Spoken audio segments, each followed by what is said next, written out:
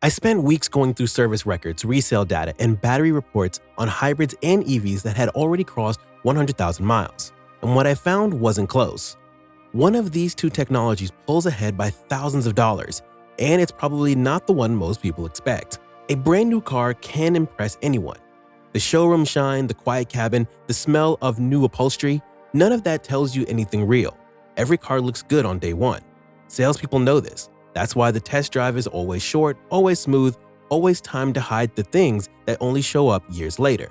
But after 100,000 miles, the story changes completely. The battery has aged, the brakes have worn out, the motor or engine has logged thousands of hours under real stress, not showroom conditions. Potholes have been hit, summers have baked the battery pack, winters have frozen it. This is where ownership stops being a sales pitch and starts being a spreadsheet. And that's exactly where hybrids and EVs start to separate from each other. Not in the brochure, not in the first year. In the years nobody talks about, when the warranty is running out and the real bills start showing up. Battery health. Who holds up better? Both hybrids and EVs live and die under their batteries. This isn't in question. But the batteries themselves are built for completely different jobs, and that difference matters more than most buyers realize. A hybrid battery is small. It's designed to assist a gas engine, not replace it. Cycling constantly in short bursts rather than carrying the full weight of propulsion. Because the workload is lighter, hybrid batteries from Toyota and Honda routinely last well past 150,000 miles, and in many documented cases, past 200,000.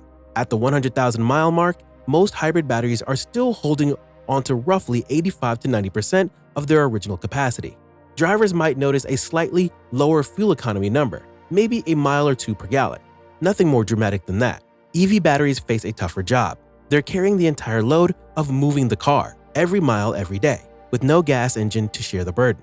Full EV battery packs typically show more noticeable degradation over the same distance, especially in extreme heat or cold, or with frequent fast charging, which stresses the cells more than a slow overnight charge at home. Most manufacturers still back EV batteries with warranties of 8 years or 100,000 miles, which tells you something important on its own. Even the manufacturers expect meaningful wear by them. Here's the surprising part. The technology people are most afraid of, the hybrid battery, is actually the one proving to be the more resilient of the two at this mileage. The fear doesn't match the data. Meanwhile, the technology marketed as the future, the full EV battery, is the one asking drivers to trust a warranty window instead of a track record. That doesn't mean EV batteries are unreliable. It means the margin for error is thinner. And location, climate, and charging habits matter far more than most buyers are told at the dealership. The maintenance costs nobody expects. Oil changes, brakes, cooling systems, electric motors, hybrid systems. Every one of these adds up differently depending on what you're driving, and the differences are bigger than most owners expect going in. Hybrids still carry a gas engine, so oil changes stick around, usually 8 to 12 of them by 100,000 miles. But hybrids also come with a quiet advantage: regenerative braking. Because the electric motor does a lot of the slowing down, brake pads on a hybrid can last 80,000 to 100,000 miles before replacement. A comparable gas car often needs 2 or 3 brake jobs in the same distance, a few $100s each. Hybrids also carry one extra maintenance item most people never think about: a small cooling system dedicated to the battery pack, which typically needs servicing once or twice over 100,000 miles. EVs push efficiency even further. With no gas engine at all, there's no oil to change, no spark plugs, no exhaust system to maintain, no transmission fluid to flush. Brake wear is minimal for the same regenerative braking reason. On paper, an EV should be the cheapest vehicle on the planet to maintain, and for routine service. It often is. But real-world data tells a slightly different story, because EV technology is still relatively new. Unexpected repairs and software-related issues show up more often than you'd think. Several major reliability surveys have shown that EVs and plug-in hybrids report meaningfully more problems overall than gas-only vehicles, even though their routine maintenance needs are lower. Charging port failures, software glitches, and high-voltage component issues don't show up on a maintenance schedule, but they show up on the repair bill. So the maintenance picture isn't as simple as electric equals cheaper. Hybrids tend to be predictable, boring even, in the best possible way. EVs tend to be cheaper on paper, but less predictable in practice, with the occasional expensive surprise that a routine oil change and brake pad hybrid almost never produces. Which one is more reliable? Reliability isn't just about which car breaks down. It's about how the entire drivetrain behaves after years of hard use, under real conditions, not test track conditions. Hybrids from Toyota and Honda consistently top independent reliability rankings at any mileage, and that reputation isn't an accident. Part of the reason is mechanical simplicity layered on top of decades of refinement. The gas engine in a hybrid works less hard than in a traditional car because the electric motor shares the load. Especially in city driving, at stoplights, and during low-speed cruising, less strain over time means fewer failures at high mileage. And it means the engine that is there has been engineered and re-engineered for over 2 decades. EVs are mechanically simpler than gas cars in one sense. There's no transmission, no timing belt, no exhaust system to fail. But the complexity has just shifted elsewhere. Battery management software, high voltage electronics, and charging hardware. When something goes wrong in an EV, it's often expensive and specialized to fix because far fewer shops are equipped to handle it compared to a hybrid's more familiar components. A blown inverter or a faulty charging module isn't something your neighborhood mechanic can diagnose over a weekend. This is where the gap really shows up. A hybrid at 100,000 miles tends to feel like a car that's simply been driven, worn in the normal, expected ways. An EV at the same mileage can feel completely fine, or it can hit an expensive, unexpected electronic issue that a traditional mechanic can't easily diagnose, leaving the owner waiting weeks for a specialized part or technician. Before we continue, hit the subscribe button to stay connected. The real cost of driving 100,000 miles. Purchase price is only the beginning. Once you add in fuel or electricity, maintenance, repairs, insurance, and depreciation, the full picture looks very different from the sticker price alone. This is the section most buyers skip, and it's the one that decides who actually comes out ahead. Hybrids tend to cost a bit more upfront than a comparable gas car, but noticeably less than a comparable EV. Fuel savings compared to a gas vehicle are substantial, often saving an owner somewhere in the range of 5,000 or 100,000 miles. Maintenance savings add another meaningful chunk on top of that. Fuel savings compared to a gas vehicle are substantial, often saving an owner somewhere in the range of $5,000 over 100,000 miles. Maintenance savings add another meaningful chunk on top of that, largely thanks to those long-lasting brakes.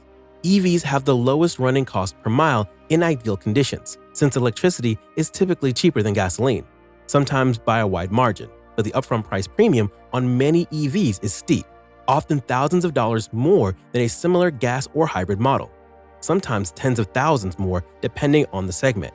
Depreciation is the real problem here.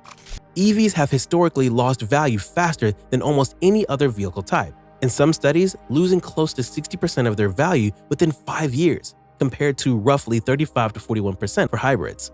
That depreciation gap can quietly erase a big portion of the fuel savings or EV ownership they were banking.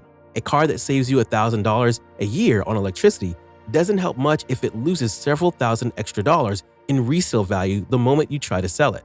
Location matters enormously here too. Where electricity is cheap and gas is expensive, EVs pull ahead fast, sometimes paying off their price premium in just a few years.